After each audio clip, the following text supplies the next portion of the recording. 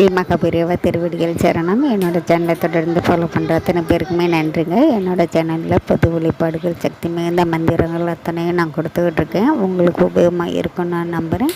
நாம் இந்த பதிவில் பார்க்க போகிறது, நான் பிறந்ததுலேருந்தே ரொம்பவும் கஷ்டப்பட்டுக்கிட்டு இருக்கேன். என்னோட சேர்ந்து என்னுடைய குடும்பமும் ரொம்பவும் கஷ்டப்படுது. நான் எந்த தப்பும் செய்யலை, இருந்தாலும் கூட யார் செய்த தவறோ என்னை போட்டு வாட்டிக்கிட்டே இருக்குது. நான் நியாயமாக இருக்கிறேன். எனக்கு ஒரு நல்லபடியான வாழ்க்கை அமையணும். நிம்மதி, சந்தோஷம், கௌரவம், ஆயுள், ஆரோக்கியம் இத்தனையும் எனக்கு இருக்கணும். என் குடும்பம் தழைத்து ஓங்கி வரணும். என்னை நம்பி இருக்கக்கூடிய என்னுடைய குடும்பம் அத்தனையும் 4 பேருக்கு முன்னாடி நாங்கள் பிரகாசமான வாழ்க்கை வாழணும். இப்படியெல்லாம் நீங்கள் மனசார நினைப்பீங்க. அது எதுவுமே நடக்காமல் தடைகள் இருந்துக்கிட்டே இருக்குது. அப்படிங்கும்போது தலையெழுத்தையே மாற்றக்கூடிய அற்புதமான ஒரு வரி மந்திரங்க அந்த பதிவில் நான் கொடுத்துருக்கேன்.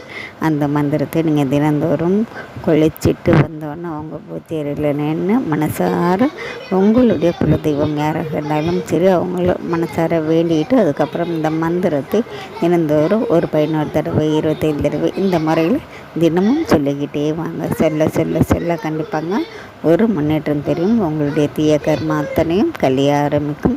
உங்களுக்கு தெரியாது, உங்களுக்கு தெரியாமையே ஒரு நல்ல மாற்றம் வர ஆரம்பிக்கும். அற்புதமான இந்த மந்திரத்தை நீங்கள் விட்டுடாதீங்க. தினந்தோறும் சொல்லுங்கள். குடும்பத்தில் இருக்கக்கூடிய அத்தனை பேருமே சொல்லுங்கள். சொல்லித்தான் பாருங்கள். உங்களுடைய மாற்றத்தை நீங்களே பார்ப்பீங்க. நாம் அடுத்த பதிவில் பார்க்கலாம். நன்றி.